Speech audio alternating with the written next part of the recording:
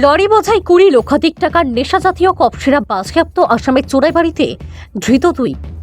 নেশা সামগ্রীর বিরুদ্ধে জিরো টলারেন্স নীতিতে কাজ করে চলেছে আসাম রাজ্য পুলিশ। এরই পরিপ্রেক্ষিতে ফের নেশাবিরোধী অভিযানে সাফল্য পেল আসাম চোরাইবাড়ি থানার ওয়াচপোস্টের পুলিশ।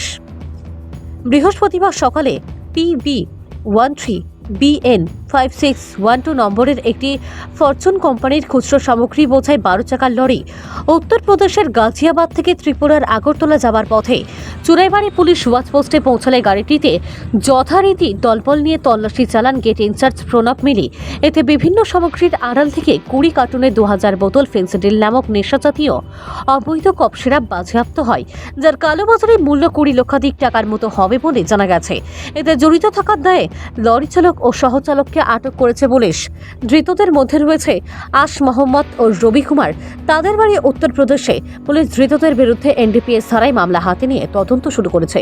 ধৃতদের শুক্রবার জেলা সিজিএম আদালতে সুপর্দ করা হবে বলে পুলিশ জানিয়েছে।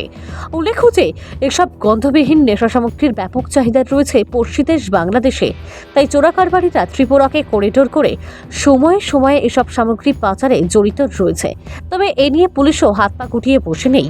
ফলে কয়েকদিন পর পর নেশা সামগ্রী সহ ধরা পড়ছে পাচারকারীরা বলে জানিয়েছেন ডিএসপি নারায়ণ বরা। ভানুচন্দ্রের রিপোর্ট, আসাম প্রাইম নেটওয়ার্ক।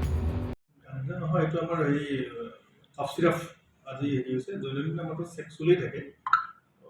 এই আমাৰ ত্ৰিপুৰা আৰু আসাম বৰ্ডাৰ চেক পোষ্ট আছে চোৰাইবাৰী। এতিয়া আজি এখন ট্ৰাকত মানে 20 কাৰ্টন কফ চিৰাপ বটল পোৱা গৈছে। টোটেল 2000 বটল আছিলে আৰু তাৰ লগত দুজন ইউপিৰ মানুহ এপ্ৰিহেণ্ড কৰা হৈছে। এইটোত 14 লাখ মান হ'ব।